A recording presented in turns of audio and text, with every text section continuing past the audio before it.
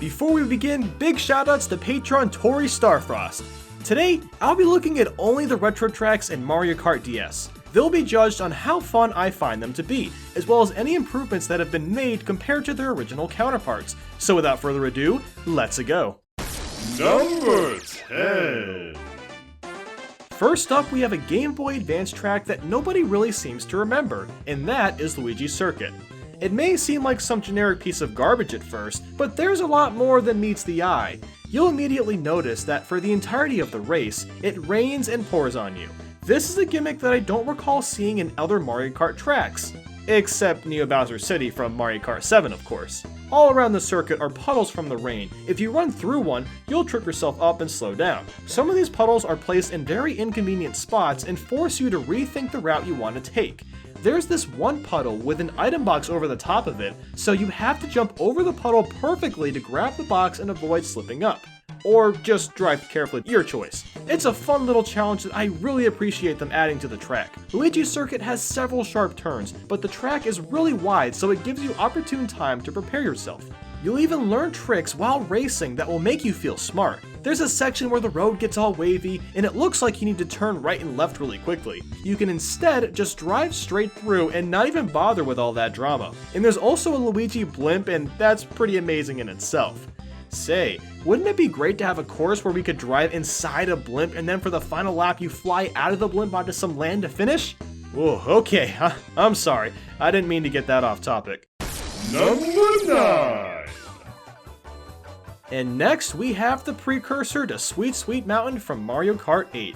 Well, okay, not really. For some reason I've made a connection with Choco Mountain and, never mind what I was saying. So this course comes from the overrated Mario Kart 64. Oh, did I say that? Anyway, driving on Choco Mountain brings us a very, mountainous track with lots of hills and jumps to make. You need to be careful of touching the edges of the course because there's a good chance you'll lose a lot of speed from that. One of the coolest parts about Choco Mountain is the part with the falling rocks, or maybe it's falling chocolate. The road opens up a bit here. If you go too far to the left, then you'll fall down into either a lake or onto a previous part of the track and lose a huge chunk of time. What's nice about this remake is that the overall engine for Mario Kart DS feels better suited for this course.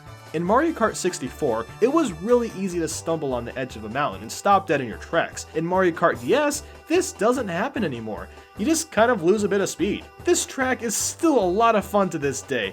Man, I remember playing this with my dad when I was like 8 years old, and it was one of the few tracks that he could beat me in. And he crushed me in Rainbow Road.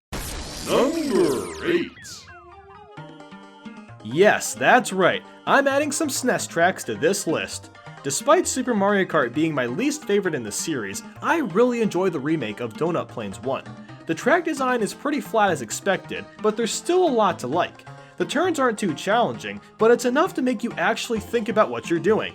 On some of the turns, there's some mud on the sides, and you'll want to avoid that since it'll slow you down. You even drive over a couple bridges here and there. Something about the colors in Donut Plains 1 really pop out. Maybe it has to do with the Super Mario Kart styled gates. This track feels strangely vibrant for some reason. There's also a hole in between some of the barriers. You have to use a mushroom to make the shortcut since it's over a huge patch of grass. Donut Plains 1 looks quite plain, but something about it is just really enjoyable. The wide open track really allows you to get lots of drifts in, but it's not that easy to do since there is a lot of turns you have to make. Donut Plains' simple-minded nature makes this track a really great time.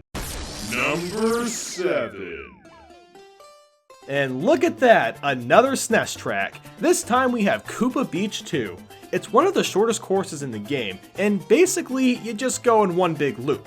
However, there's a lot of obstacles that you have to worry about. There's some water parts where you'll have to drive carefully because the darker patches of water will sink you to the underworld, and it won't be a good time because everyone will just zoom past you. Plus there's Cheep Cheeps bouncing around that'll try to throw you off. There's also a ton of what I guess you could call algae on the road. Running into that will slow down your kart. Or maybe it's grass, but that doesn't make sense because grass doesn't look like circular clumps of goo. Anyway, I'm getting so off topic. All of this makes this simple course design much more exhilarating. There's surprisingly a lot to worry about, and that makes this race a lot of fun. You'll want to blaze through the track, but the hazards will slow you down a bit. The goal is to stay out of the water as much as possible since it does slow you down, but traveling through the water tends to be the shorter route, so you have to figure out if you should drive through the water or stay on the land. Koopa Beach 2 is a ton of fun. I find it to be better than the ones I've already discussed because there's a bit more you have to worry about. Number 6. Oh, Double Dash, you are so creative with your tracks.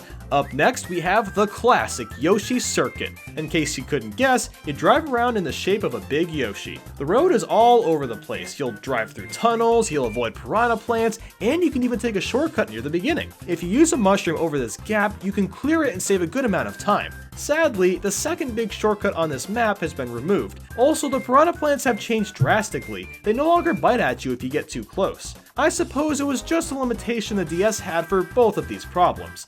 That is a tad bit disappointing, which is why Yoshi Circuit is so high on the list, but aside from that, this track feels rewarding. I know this is a bit random, but I've always found that Yoshi sign that says turn left to be quite humorous.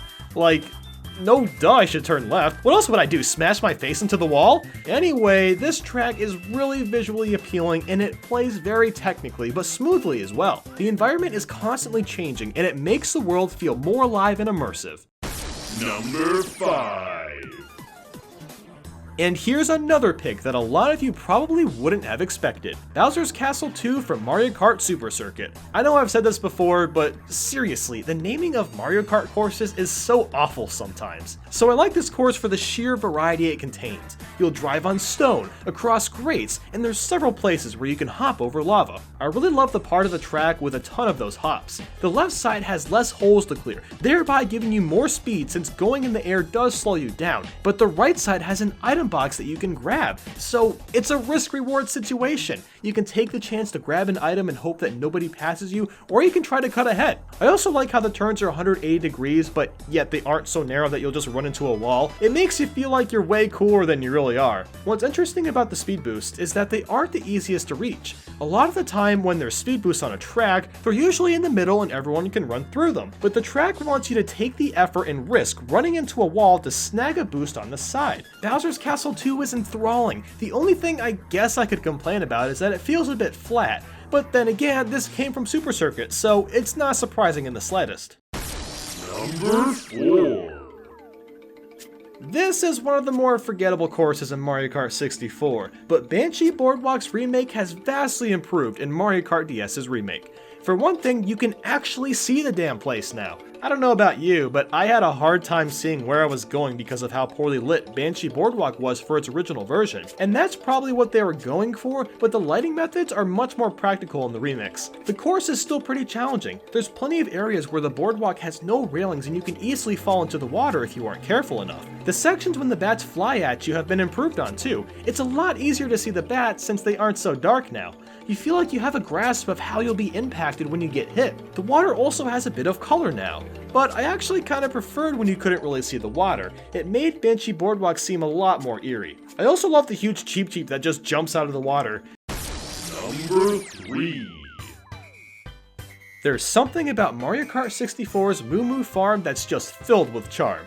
You gotta love that upbeat, chippy music, the cows chilling in the background watching the race, the Monimoles that shoot up from the ground, the bumpy layout, it's all so great. What's really cool about the Monimoles is that they aren't just there to be an element to make the course feel more immersive, they actually try to straight up troll you, and it's just hilarious. Some of the turns can be made really sharp, but often there will be holes within your path. Sometimes you can drive over a hole and you'll be safe, but other times a mole will come out of the ground and smack you through the air. It's a really scary but exciting element within the track. Since Moo Moo Farm is so bumpy, there's a challenge in trying to use the bumps to your advantage and cutting through them in ways that are fast and won't slow you down. While I'm not putting nostalgia into my list, I do have to say that this course is very nostalgic for me. Whenever I was playing this game with friends, we loved playing Moo Moo Farm. I think people love this track so much because it's so different. It's based on a farm and not the usual generic crap that Nintendo does. Number 2.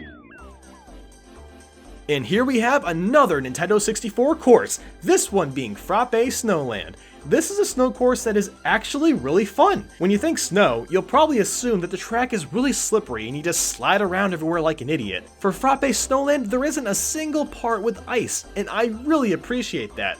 It's nice to play a snow level of some sorts without having to deal with the ice physics. The coolest part about Frappe Snowland is the section with all the snowmen. So there's this fork in the road. The left side is faster, but there's snowmen covering the road. And the right side has no snowman, but it's a lot slower. Instead of just slowing down when you hit a snowman, you fly straight into the air. You know, this is the first time I've thought about that. Why the hell do you fly into the air? What's in these things? Mini bombs? Oh, that's besides the point.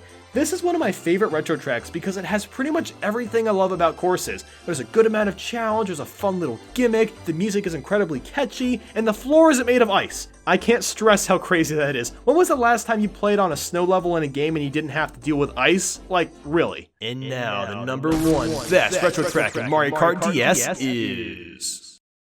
My favorite retro track in this game is none other than the incredibly underrated Sky Garden from Super Circuit. This course is just wonderful. The greatest thing about it is the theme. It's somewhat familiar, but there's so much new added to it that it turns out to be a fresh experience. There's all these neat little vines sticking out of the ground, hinting that the course is floating in the sky only by huge plants. That is incredibly cool if you ask me. There's ramps you can take that you actually can't go across unless you have a mushroom. This forces you to choose if it's better to hold that mushroom for that risky shortcut or to just use it right away. There's even small shortcuts that you can take by just hopping precisely. The music is incredibly memorable. It fits with this course perfectly. That's the thing about Sky Garden. Out of every course that was brought to this game, this one was the most improved on and is the most fun to play. It makes me go bananas just thinking about it. And if there's one thing to go bananas about, it's this new video I made about Super Monkey Ball Banana Blitz and the awful minigames it contains. Check out that video as well as these other ones. You might enjoy them. Make sure to like and subscribe if you found this worth your time. Leave a comment and tell me what your favorite retro track in Mario Kart DS is and why. Hop on the bandwagon and follow my Facebook, Twitter, Twitch, and Tumblr. Thanks for watching, guys, and I hope you have an awesome day.